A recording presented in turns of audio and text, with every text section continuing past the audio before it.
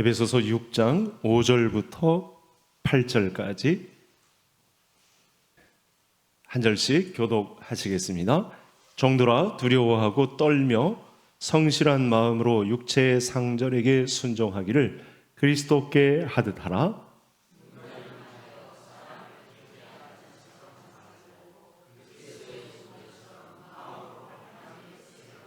기쁜 마음으로 섬기기를 주께 하듯 하고 사람들에게 하듯 하지 말라.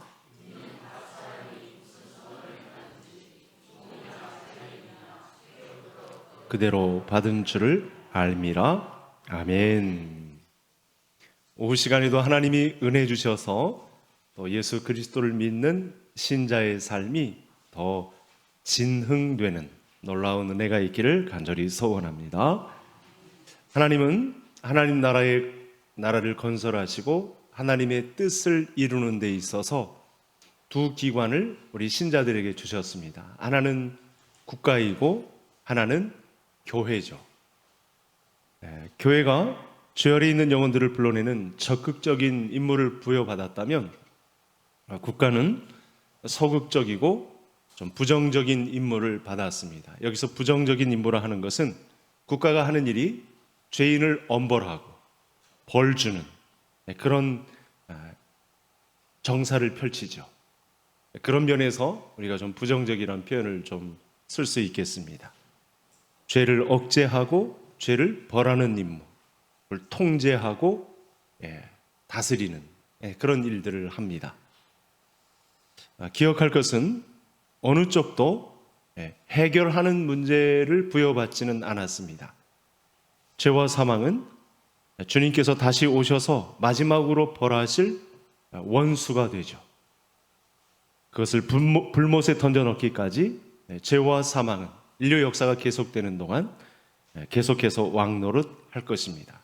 그래서 하나님은 이 시대 속에 국가와 교회라는 두 기관을 두어서 하나님의 뜻을 완성해 가고 있다는 것을 우리 신자들에게 말씀으로 알리셨습니다. 그리고 국가와 교회 다 양쪽에 이루는 우리가 다 해야 하는 책임을 소홀히 하지 말라고. 오늘 말씀에는 그 위치를 종으로서 국가에 대한 또 교회에 대한 책임을 어느 곳에 있어서나 소홀히 하지 않을 종의 위치에서 감당하라고 중요한 말씀을 주셨습니다. 그래서 오늘은 교회를 말하다 25번째 우리가 국가와 교회 사이에서 갖는 신자의 책임, 사회인, 소시민으로서 감당해야 될 이 사회에 대한 책임, 이 부분에 관해서 말씀을 나누려고 합니다. 이 둘 사이에서 충돌하는 것이 아닙니다. 세상 사람들은 충돌하겠지만 우리는 조화롭게 이 두 문제를 성경적으로 풀어가야 합니다. 세상 사람들과 똑같이 충돌하면 안 되고 하나님의 말씀에 주신 지침에 따라서 소시민으로서의 사회적 책임을 교회의 사람으로 감당을 해야 되는 거죠. 이런 말씀이 서신서에는 꽉 차 있습니다. 예수님의 말씀 중에도 산상수훈에도 가르친 내용과 일치하는 이 소시민으로서의 사회적 책임에 대한 부분을 교인으로서, 신자로서 감당해야 될 위치가 있다. 이렇게 말씀을 주신 것이죠. 오늘의 5절부터 8절까지의 말씀이 바로 이 부분입니다. 종이라 지칭하는 부분을 통해서 당시 교인들의 이 분포도가 어떻게 구성되어 있는지를 아시겠죠? 3분의 2가 거의 매 교회마다 종들입니다. 이 국가에서 또는 관리들에 의해서 또 큰 상인들에 의해서 부자들에 의해서 녹을 먹고 있던 종들의 위치가 많았던 그런 당시 사회였습니다. 그래서 우리가 살펴보고자 하는 것은 바로 이 두 국면입니다. 화면을 한번 보시죠. 국가는 세상 사람들이 상대하죠. 세상 사람들은 국가만 상대합니다. 다른 것을 상대하지 않습니다. 생각도 못하고 있죠. 그러나 우리는 국가를 또 상대함과 동시에 교회를 섬기는 신자의 위치에 서 있습니다. 교회에서는 또 천상의 교회와 지상의 교회, 전투적인 교회와 비전투적인 교회, 유형의 교회와 무형의 교회 사이에서 신자의 책임을 다하고 있는 막중한 위치에 저와 성도님들이 놓여 있습니다. 그래서 이런 일을 성경에서 분명히 말하고 있는 이 소시민으로서와 교회인의 한 사람으로서 그 책임을 말하지 않을 수가 없는 거죠. 그런 충돌을 완화시키는, 조화롭게 이끌어가는 사회적 책임을 말하지 않을 수가 없는 것이죠. 세상 사람들은 국가라는 하나의 무대만 존재하지만 우리 믿음의 사람들에게는 국가와 이 교회가 무대가 두 개다, 이렇게 보시고 각 영역에서 이 그리스도인의 사회적 책임을 감당하는 자가 되어야 한다. 예전에 에베소서를 살펴볼 때 이 현대 사회인으로서 이 어떻게 주님의 교회를 섬길 것인가, 이 주제를 가지고 에베소서를 살펴보았죠. 오늘 말씀은 이 그전에 살펴보았던 내용의 전체적인 내용을 조망할 수 있는 아주 중요한 가르침이 되겠습니다. 만일 그러면 특별한 예를 들어서 구체적으로 성도님들에게 도전을 해보겠습니다. 만일 성도님들이 회사를 다니고 있다고 생각하면 동료들과 화합해서 이 파업을 하기로 결정했다. 회사 안에서 내 의지는 아니지만 동료들이 전체적으로 다 들고 일어나서 이렇게 하면 안 됩니다. 사장님에게 또는 원장님에게 또는 이 사업체를 이끌고 있는 분들에게 들고 일어서서 이렇게 하면 안 됩니다 하고 머리 뒤두르고 으쌰으쌰 할 때 우리 성도님들은 어떻게 하시겠습니까? 그러니까 우리는 신자이기 전에 회사원이고 사회인으로서 어떻게 처신해야 하는지 결정해야 합니다. 신자로서 이를 부인하는 것이, 예수님을 부인하는 경우가 아니라면 이 문제에 있어서 국민의 한 사람으로서, 이 사업체의 구성원으로서, 또 시민으로서 우리의 삶 속에서 하나님께서 허락하신 이 체제, 또 국가와 사회에서의 모든 일상적 습관에 우리가 어떻게 대처해야 되는가 결정을 내리셔야 하는 것이죠. 이것이 본문에 대한 이해와 직결되는 그리스도인으로서, 동시에 소시민으로서 순응해야 하는 하나님 나라의 진리가 오늘 말씀에 선포되고 있습니다. 그래서 종이나 노예를 다루는 문제, 이 부분을 집중하라고 하죠. 저와 성도님들이 종의 위치, 이 주인을 섬기는 종의 위치에서 하나님께서는 종들에게 자유를 얻으라, 또 이 상전들을 두고 종의 위치에서 상전을 타도해라, 머리띠 두르고 물리쳐라, 이렇게 말하지 않습니다. 성경은 이 국가가 갖는 체제 그리고 관습, 이것을 완벽하다고 말하지는 않습니다. 이 국가가 가진 체제와 관습이 온전하다 이렇게 말하지는 않습니다. 그 틈바구니 속에서 우리가 국가와 교회를 동시에 하나님 나라에서 섬기고 있는 종으로서 어떻게 이 문제를 해결해 가느냐, 종의 입장에서 상전들에게 대하는 태도를 어떻게 취할 것이냐, 분명한 기준선을 오늘 말씀에서 이야기해 주고 있습니다. 여러분, 어떤 국가의 체제이든 지상낙원을 만드는 방법은 그들에게 찾아볼 수가 없죠. 오직 우리만이, 그것도 하나님에게서 배워서 이 문제를 해결해 갈 수 있습니다. 감사하게도 교회의 사람에게 주신 이 진리를 가지고 이 세상에서 당할 수 있는 부당함, 또 그 관습과 체제 안에서 맛볼 수 있는 절망, 낭망, 걱정거리, 이런 문제에 대항해서 일어설 수 있는 문제를 오늘 말씀 속에서 이야기해 주고 있습니다. 그러니까 어느 누구 지도자가 잘 되면 나라가 잘 되고 잘 살며 누가 아니면 안 된다, 이런 것은 없죠. 그러니까 세상 사람들은 그런 논리에 농락당할 수 있습니다. 그런 이 가스라이팅에 조종당할 수 있습니다. 그러나 우리는 교회의 사람으로, 하나님 나라의 일원으로 국가를 섬김과 동시에 지상낙원을 이 땅에 만드는 사람들이 아니고 하나님이 이루어 가시는 나라에 집중해야 되면서 하나님이 이 국가 체제와 관습에 어떻게 길들여질 거냐, 어떻게 어떤 자세로 신자의 위치를 점유할 거냐, 이 문제를 말씀한 거거든요. 그래서 말씀이 계속 진행되는 동안 이 관점을 통해서 내 입장 정리를 하셔야 됩니다. 성경은 하나의 체제, 하나의 국가 속에서 시민과 국민, 건강한 소시민으로서의 책임과 자리를 떠날 수 없다, 이렇게 말씀하거든요. 그러니까 그들이 부정적인 측면에서 벌 주기만 하고 저주하고 바로잡고 다스리고 하는 통에 우리가 이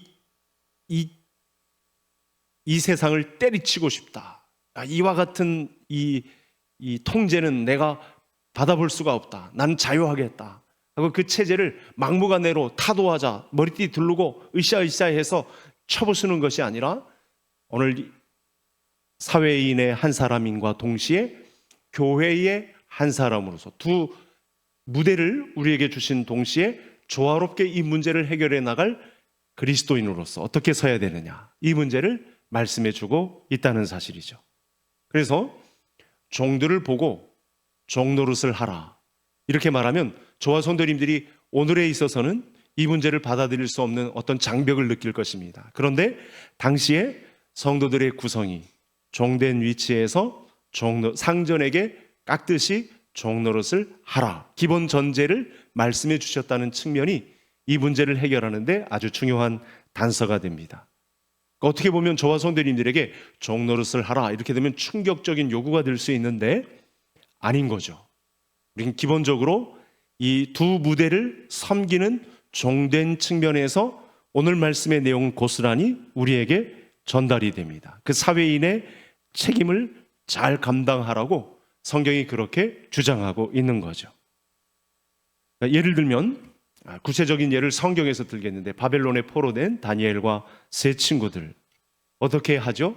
당장 환관으로 일하게 되면서 저들이 내건 슬로건이 있습니다. 고기를 먹지 않겠다. 이 고린도서의 배경에 관련된 고기도 그렇고 이 한참 전인 다니엘서의 이 바벨론 포로기의 고기 문제도 마찬가지고 이 우상과 관련된 문제가 있기 때문에 고기를 먹지 않겠다고 선언을 했습니다. 그러니까 대단한 선언인 거죠. 그러니까 신앙 양심에 비추어서 대단한 선언을 한 것입니다. 당시 고기는 시장에서나 도살장, 또 정육점에서 취할 수 있는 것이 아니죠. 우리 식대로 성경을 풀이하면 큰일 납니다. 당시 왕은 제사장 역할을 겸합니다. 그래서 이스라엘을 제외한 모든 국가들이 이 신적인 왕의 기원을 갖고 있기 때문에 아들에게도 대를 물리는 상황이 있고, 또 그들이 가진 권한 속에 이 고기가 관련되어 있습니다. 이 고기는 나라를 운영하는 데 아주 중요한 도구가 되는 거죠. 육식을 즐겨하는 이 세상 나라들 가운데 이 백성들의 마음을 사로잡을 수 있는 아주 중요한 물리적 도구가 되는 것이죠. 그래서 당시의 고기는 시장에서, 정육점에서, 도살장에서 유통되는 것이 아니라 왕의 직할 기관에서 제사 드려지는 곳에서 유통되는 것입니다. 그런 막강한 힘을 갖고 있는 것에서 나왔기 때문에 다니엘과 세 친구들은 고기를 먹지 않겠다, 이렇게 선언을 한 것이죠. 그래서 이 흔적이 이제 고린도전서 10장에도 또 나오는데 거의 상황이 같습니다. 이 부분은 성경을 한번 보고 계속해서 추적을 해보겠습니다. 화면을 한번 보여주시죠. 같이 읽겠습니다. 무릇 시장에서 파는 것은 양심을 위하여 묻지 말고 먹으라. 에베소서를 고린도서와 동시에 집필한 사도 바울이 뭔가 좀 이율배반적인, 앞뒤가 잘 맞지 않는 그런 상황인 것 같습니다. 다니엘서에서는 친구들과 다니엘이 고기를 먹지 않겠다 이렇게 선언한 것, 그리고 오늘 본문 안에는 파는 것은 양심을 위하여 묻지 말고 먹어라. 이 시장, 정육점, 도살장에서 유통되는 것이 아니라 왕의 직할 기관에서 유통되는 이 고기의 상황을 우리가 분명히 알고 있는데, 그때는 먹지 않고 양심을 위하여, 지금은 양심을 위하여 묻지 말고 먹으라 이렇게 말씀하니까 좀 문제가 달라진 것 같습니다. 그러나 얼른 생각하면 모순처럼 여겨지지만 오늘 말씀 속에서 사도 바울이 말씀하는 내용은 이렇습니다. 우상 제물이다. 그러면 사 먹지 말아라. 나는 괜찮지만 그렇게 말한 사람이 우상의 제물이라 지적해 주었는데도 내가 먹는 것을 보게 되면 여러 신들을 섬기듯이 하나님도 그들 중에 하나로 여기는 문제가 되기 때문에 오해할까 봐 그 사람의 양심을 쫓아서 참으라. 고기 먹는 것까지 참으라. 이렇게까지 말씀했습니다. 오늘의 이 문제만 말씀한 것이 아니고 내가 고기 먹는 것을 상황을 보아서 그 사람이 상처가 된다면 고기 먹지 않는 자리에까지 가도 된다라고 말씀을 한 거죠. 그러니까 내 신앙이 흔들려서가 아니고 나하고는 아무 상관이 없습니다. 하지만 다니엘과 세 친구는 이것만은 지키겠다고 서원했기 때문에 고기를 먹지 않습니다. 고기를 먹지 않는다는 것이 이 바벨론의 어떤 국가의 권세와 그들의 습관과 관습에 얽매이는 것은 아닙니다. 책임자에게 우리가 채소만 먹어도 당신네들이 부리는 환관들에게 고기를 먹인 것과 우리는 고기를 먹지 않는 상황에서 나중에 결과물을 보고 한번 환관장이 판단해 주시면 좋겠습니다. 이렇게 또 역제안을 하는 그런 모습도 있었습니다. 실제로 나중에 어떻게 되었습니까? 고기를 먹은 사람과 고기를 먹지 않았던 다니엘과 세 친구들의 이 얼굴빛이 완전히 달랐다는 사실을 입증하고 있습니다. 이렇게 신자로서 두 기관을 두 무대에서 섬기는 자들에게 주었던 이 신앙의 조화를 통해서 하나님께서 또 관여하고 계시다는 사실을 알 수 있습니다. 종의 위치에서 하나님이 주신 말씀을 균형 있게 적용할 때 하나님께서 주신 힘으로 그 신비한 능력으로 이 문제를 타개해 나갔다는 사실을 알 수 있죠. 그렇다고 해서 고기를 먹지 않았다고 해서 난 힘이 없으니 일을 안 할 거야. 난 좀 피곤해. 난 일찍 퇴근할 거야. 또 요령 피우고 자기 할 일 하지 않고 이렇게 했다는 것이 아니고 종으로서 이 국가의 기관의 소시민으로서 책임을 더 잘하며 더 적극적으로 행세하며 고기를 먹지 않는 가운데서도 채소만 먹고도 이 일을 감당한 사실을 성경이 알려줍니다. 바벨론 사람들은 고기 먹는 문제로 다니엘과 세 친구를 괴롭히려 했지만 그들은 신앙을 지키면서 권세는 권세대로 인정을 하고 나는 하나님의 백성으로서 이 상관들을 대하는 국가의 종으로서 부림을 받는 소시민으로서 나는 책임을 다하겠다. 이렇게 다가간 것이죠. 그러니까 고기 자체에 무슨 큰 영향력과 또 결과가 주어지는 것이 아니고 우리가 두 무대를 섬기는 균형 잡힌 그리스도인 입장에서 책임을 다하는 문제가 본질이지 고기 먹는 문제가 중심은 아니었다는 사실입니다. 다니엘님이 부르신 사람이 아니다. 우리는 두 무대를 섬기는 균형 잡힌 그리스도인의 한 사람으로 서 있다. 교회의 사람으로 서 있다. 이렇게 말씀을 합니다. 그 속에서 종으로서 상관을 이 그리스도인의 품격을 가지고 그 사람을 그 회사를 섬기는 태도를 종으로서 책임을 다해라. 그렇지 않으면서 무조건 띠들르고 타도하라. 머리 띠들르고 데모하고 그렇게 하지 말고 내 책임을 다하면서 그리스도인의 책임을 감당해라. 그 와중에 주를 부인하는 문제, 그런 문제를 상관이 갖고 오면 어떻게 됩니까? 목에 칼이 들어와도 그 문제는 싸울 수 있습니다. 그것이 균형인 거죠. 이 말씀을 하고 있습니다. 사도 바울은 말년에 죄수로 로마로 잡혀갑니다. 바울은 하나님의 말씀을 지닌 그리스도의 사신이지만 외형적으로 보기에는 죄수의 몸입니다. 세상 사람들이 볼 때는 비꼴 수 있는 또 지적할 수 있는 그 책임을 다하지 못한 것에 대해서 죄수로 잡혀가고 이제 형틀의 사형수로 가게 되는 상황을 보고 손가락질을 했을 것입니다. 그런데 놀랍게도 하나님은 국가와 교회를 섬기고 있는 사도 바울에게 복음의 통로의 유용한 교보제로 사용하시죠. 여러분, 죄수의 몸인데도 사람들이 이 로마에 있는 사도 바울을 빈번하게 찾아오죠. 전국에 각지에 로마의 제국에 흩어져 있는 수많은 제자들이 수시로 오면서 사도 바울의 몸을 돌봅니다. 왜 돌보죠? 국가와 교회라고 하는 이 두 무대를 그리스도인의 한 사람으로서 최선을 다해서 섬기고 있는 종으로서 그 위치를 점유하고 있는 바울에게 주시는 하나님의 은혜인 것이죠. 그래서 감옥에 있는데도 죄수임에도 불구하고 자유롭게 왕래하는 모습을 사도행전 마지막쯤에서도 우리가 발견할 수 있습니다. 그래서 성경이 이렇게 말하는 거죠. 내가 왜 세상에서 종이어야 하고 죄수여야 하느냐? 한탄하지 말라. 거기서 국가와 국가의 관습과 체제, 그리고 교회의 한 사람으로서, 사회인의 한 사람으로서의 책임을 소홀히 여기지 말고 주어진 체제, 관습 안에서 상관을 어떻게 모실지에 대한 최선의 방책으로 대비하라. 이렇게 말씀을 주고 있습니다. 그러면 이것이 참다운 제자의 길이다. 이렇게 말씀을 준다는 것이죠. 이런 문제로 우리는 사회에 대한 책임을 잘 감당해야 합니다.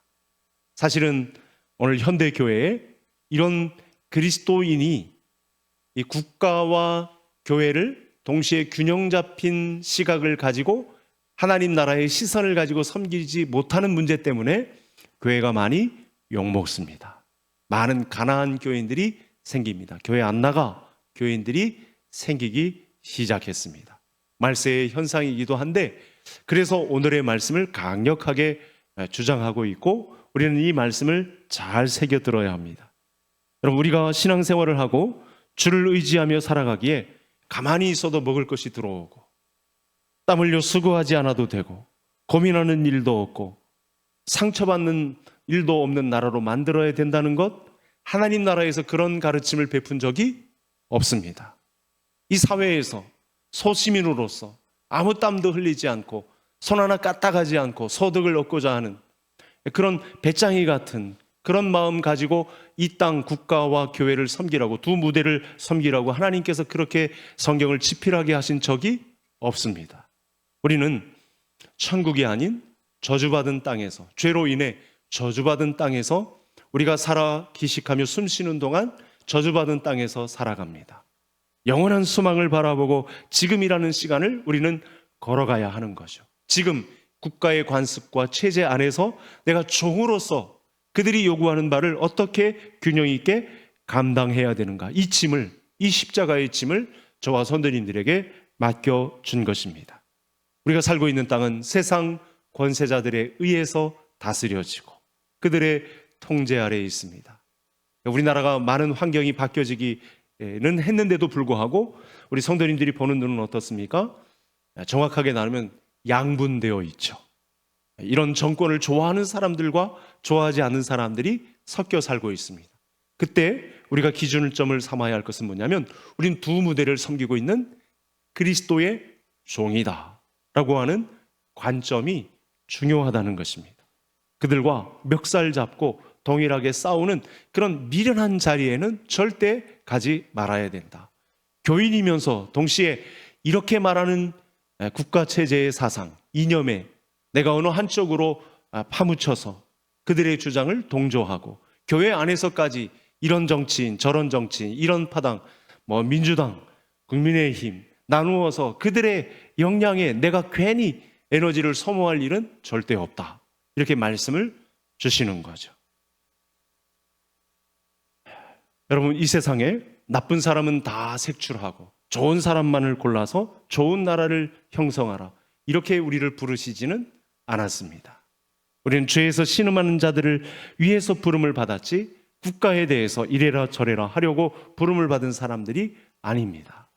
해야 할 일이 있다면 건강한 신자를 함께 주님의 교회에서 만들어서 이 국가의 체제와 관습을 상대하고, 종된 위치에서, 회사에서, 내가 소속된 직장에서 그 상전들에게 내가 종으로서 어떻게 섬김의 사역을, 사람 살리는 사역을 감당해야 될 것인지 그 책임을 다하라, 이렇게 말씀을 주고 계십니다.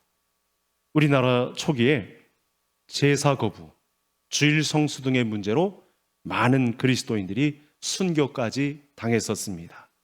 주일을 거룩할 거룩히 지킬 책임이 있고 하나님을 사랑하고 목숨을 내놓고 섬길 필요가 있습니다. 동시에 국민으로서의 책임, 시민의 책임, 사회인으로서의 책임도 있습니다. 이 부분에서 획일적이고 또 경직된 형태로 신앙을 풀어가고 해결해 가려고 합니다. 그렇게 귀찮으니 다 때려치고 내 성경 말씀만 하는 대로 난 주일에 지장을 받는 직장인이 다 때려치우고, 그게 소방직이라도 경찰직이라도 병원에서 일하는 직에 있다 할지라도 난 예배는 포기할 수 없으니 그런 직장 다 물리치고 나는 내 식대로 일하겠다. 이렇게 성경이 원하고 있지 않다는 사실입니다. 공부를 해야 이루어지는 부분은 기도만 해서는 안 됩니다. 공부할 때는 공부를 해야 되는 거죠. 소시민으로서 사회적 책임을 감당할 때는 그 책임을 다 감당해야 합니다. 우리는 세상 사람들보다 더 진지하고 두 무대를 맡겨주신 하나님 앞에 성실해야 합니다. 그리스도인으로서의 사회적 책임을 잘 감당해야 합니다. 마무리를 하면서 사진 하나를 보시겠습니다. 오전에 우리 이호선 교수님 관련된 프로그램이, 그 상담 프로그램이 하나 있는데 여기 여 집사님이 나오셨어요.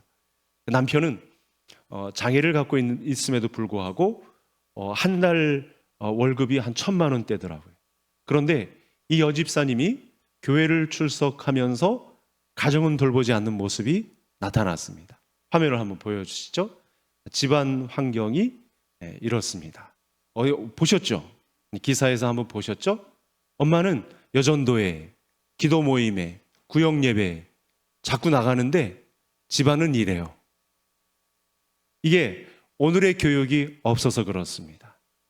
두 무대를 섬기는 하나님 나라의 소중한 사회적 책임을 잘 감당하는 신자의 위치를 모르니까 교회에 충성하면 하나님이 알아서 해주시겠지라고 한 것이죠. 그러면서 이 여집사님이 이런 고백을 하면서 웃어요. 그러니까 이호선 오전에 그 상담학과 교수님 뭐라고 하죠? 왜 웃어요? 이렇게 말하거든요. 왜 웃죠? 이렇게 따끔한 일침을 놓습니다. 이게 말이나 되는 상황입니까? 애들은 셋인데 집안을 돌보지 않고 교회만 잘 출석해요. 기도 모임이란 모임은 다 가고 구역 예배도 열심히 드리고 예배란 예배는 다 드려요. 집안은 이렇게 엉망입니다. 이것을 말씀하고 있지 않다는 사실입니다.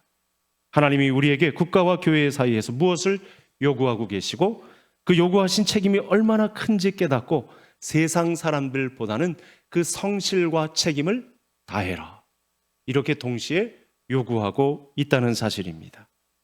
우리 주일을 성수하는 자들이 세상 사람들과 7일 동안 하는 일을 5일 만에 감당해야 되는 성실함 앞에 놓여 있습니다. 세상 사람들과는 그 부피와 질량에 관해서도 큰 차이가 있는데 우리는 5일 안에 이 책임을 다하고 또 주일에 하나님을 섬겨야 하는 성도의 한 사람으로 서 있습니다. 현실적인 그리스도인의 책임을 회피하거나 불분명하게 하거나 소극적으로 대해서는 절대로 안 된다는 말씀을 주고 있는 것이죠. 우리가 그리스도인의 종이라면 상전들에게 눈가림만 하지 말고 하나님 아버지께 하듯 하라, 이렇게 결론의 말씀을 주고 계십니다. 종이 주인에게 하는 일이 힘들지 않은 일이 어디 있겠습니까? 그런데 이 무거운 책임을, 이 성실한 분량을 감사하게도 역으로 역발상을 하면 이렇게 미천한 나에게 하나님 나라의 이 막중한 두 무대를 균형 있게 감당할 신자의 위치를 우리에게 지정해 주셨다는 것, 이 한 가지 사실만으로도 감사하고 찬양하고 그분의 이름을 높여드리며 이 하나님 나라의 막중한 사명을 이 지상 나라에서, 이 전투적인 교회에서 그렇게 감당할 것을 우리에게 맡겨주셨다는 것이 감사의 제목이 되실 수 있기를 바랍니다. 동시에 두 무대를 섬기는 이 막중한 사명을 내게 주셨다는 측면에서 성실과 책임을 다하시는 우리 개성의 가족들 될 수 있기를 주의 이름으로 축복합니다.